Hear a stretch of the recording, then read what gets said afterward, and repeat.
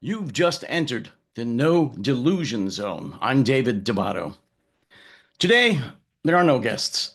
I'm going to speak about the recent week, the past week here in the United States, because as it has been for the last 12 days or so since Donald Trump was inaugurated as president of the United States on January 20th, it's been a real roller coaster and not a fun one. I'm afraid I'm going to have to do several of these shorter podcasts, maybe once a week, maybe twice a week, maybe every day. I'm not sure because every day here is a fun house, a haunted house, a scare, a nightmare.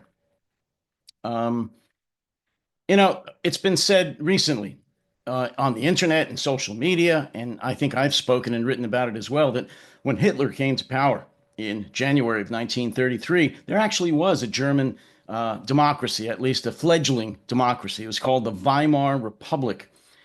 And after he was sworn in as chancellor in January of 1933, it took him only 53 days to destroy that democracy, to burn down, sometimes literally, all of the institutions of that fledgling Weimar Republic and turn it into, as we all know, what became a dictatorship, Nazi Germany. Well, I think Donald Trump and MAGA are trying to beat that record. They're going to take the American Republic, which has been around now for 248 years, and burn all our institutions to the ground and turn it into an authoritarian dictatorship, basically. What I would say is going to be a Christian nationalist theocracy, a dogmatic, fundamentalist, Christian, religious based dictatorship. Very similar to what's going on in Iran, except they are, of course, Muslim. We would be a very strict Orthodox form of Christianity, just like The Handmaid's Tale, for those of you that have watched that series on the internet. Anyway, without getting into that again, I'm just going to briefly go over some of the lowlights of the last week with Donald Trump and his retinue of clowns, of criminals. As many, if not most of you who watch this podcast know, we had a horrific airline disaster this past week in Washington, D.C. An airline aircraft that was approaching Washington Dulles Airport to land crashed with a U.S. Army helicopter on a training mission. Everyone died. No one survived. I think at this point there are 67 or 68 fatalities. The three aboard the Army helicopter and all of the, like I said, 63 or 64 individuals aboard the airliner were killed. Just a tragedy. Just a horrific tragedy. And of course, what did Donald Trump have to say about that? One of his first public announcements about this horrific tragedy. He blamed it on DEI because he knew that one of the two pilots of the Black Hawk Army helicopter was a black female. So what a chance for him to blame this horrific incident on DEI, on racism. And I dare anyone to tell me that that's not based on racism, to take this tragedy, this nightmare of an incident, and immediately, before he even voices his sorrow over the victims, blames it on DEI, on the woke policies of the U.S. military. The man has no shame. That much is known, but I just have to say it again. The man has no friggin' shame. He's a disgusting beast. Just before that, as most of you are aware, there have been wildfires burning out of control in the Los Angeles, California area. They have just recently been put or come under control. Right now, they're 100% contained, but they wrecked, they destroyed many lives out there. Let me put it this way. And what does Donald Trump do? Again, one of his first official statements about that tragedy, he blamed that on DEI. He said that the California officials are stupid, that because of their woke policies in hiring the most stupid people because of race or gender, that they weren't prepared for these fires. They weren't prepared to bring water, sufficient water, to the area of the LA fires. So again, instead of even taking a moment to think about the victims and what the federal government could do to assist those victims, all he could do is blame it on the woke Democrats. Again, there are no words for this, so I'm not going to even try. Oh, but he's not racist, is he? And MAG is not racist, are they?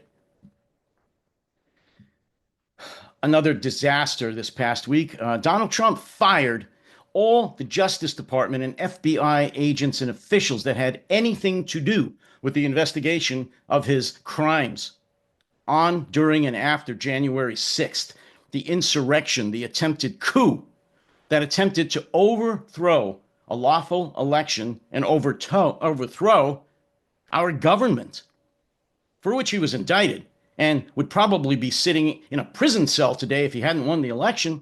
So what did he do? What does any dictator do? He fires all of the investigators, all of the people who have tried to hold him to account for his many, many crimes. Not to be outdone by that, he fired all the inspectors general, or most of them in the federal agencies, and closed just about all the federal offices in those agencies that investigate fraud and abuse. Because after all, if you're one of the biggest fraudsters and abusers within the federal government, why would you want people investigating you and people like you? You wouldn't. So fire them. He did. Those that weren't fired, he reassigned to the border so they could really put all their many, many years of experience in investigating high-level crimes on the Mexican border. He also offered some the opportunity to resign, and many have. He fired, reassigned, or demanded the resignations of hundreds of top FBI and Department of Justice managers. And those managers were not just pushing paper around. No. They had decades of experience investigating such crimes as and issues such as counterintelligence, terrorism, organized crime, sex and human trafficking, China and Russia, cyber interference in our elections and in our government agencies, and more and on and on.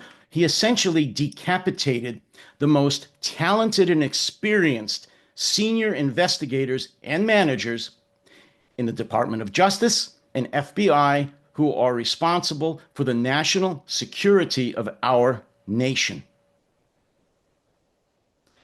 Law enforcement, especially at the federal level, and our intelligence agencies, our counterintelligence especially, has been decapitated, has been absolutely decimated. We are weaker now than very possibly we ever have been. Certainly since before World War II, maybe even World War I, maybe even, again, ever. And why is he doing this? Because he has some grand strategic plan? Because he's trying to save money to help all of the middle class and poor in the United States? No. It's so he is never investigated again for the crimes he will commit and for the crimes that his criminal cabal that he has surrounded himself will commit in the future. It's also retribution. It's payback. He said one of the main missions when he was reelected was revenge. This is part of his revenge tour, to destroy the government of the United States, to destroy any semblance of national security, to leave us totally exposed. So, again, I know most of the folks that watch my podcasts are not Trump supporters. They're not MAGA. But for those of you that are, go fuck yourself. Did you vote for a man that is going to do away with our national security, that's going to leave us defenseless, not only to the homegrown criminals that we have here in America, but to the terrorists and human traffickers and the governments of China, Russia, and others who are just waiting to pick our bones because of this asshole? Is that who you voted for? Again, there are no words. Not any more that I've already spoken right now. I will revisit this. Like I said, this is happening so fast and it's so serious. And I'm not shocked anymore. I'm disgusted. I'm nauseated, but I'm not shocked. But I am not going to give up. I am not going to be silent like the millions of cowards out there, the tens of millions of cowards, especially in our mainstream media. May they burn in hell, those bastards that are genuflecting in front of this traitor, this career criminal. Again, enough for today. Folks, if you think that you need to hear more, if you're part of the opposition, and I pray that you are, that you don't want to remain silent, or at least you want to listen to somebody who will not remain silent, while Donald Trump and MAGA try to destroy our country, try to take it away from you and us, and make us all slaves to this abomination. If you don't want to live in Gilead, for God's sake, continue to watch this channel because there's going to be a lot more. I ain't going anywhere. Hit the subscribe button. Tell others about this channel. Tell them to subscribe to this channel. Go to buymeacoffee.com. Buy me a coffee. But again, get the word out. Get the word out. I need your help. Those few of us that are out here doing these kinds of podcasts need your help. Go to them as well. Subscribe. We all need your help. Very shortly, I'm going to be putting out information about links to my new line of merchandise because, number one, I think you'll like it. I do.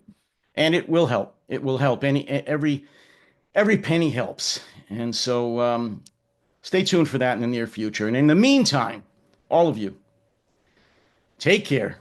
Stay safe and stay sane.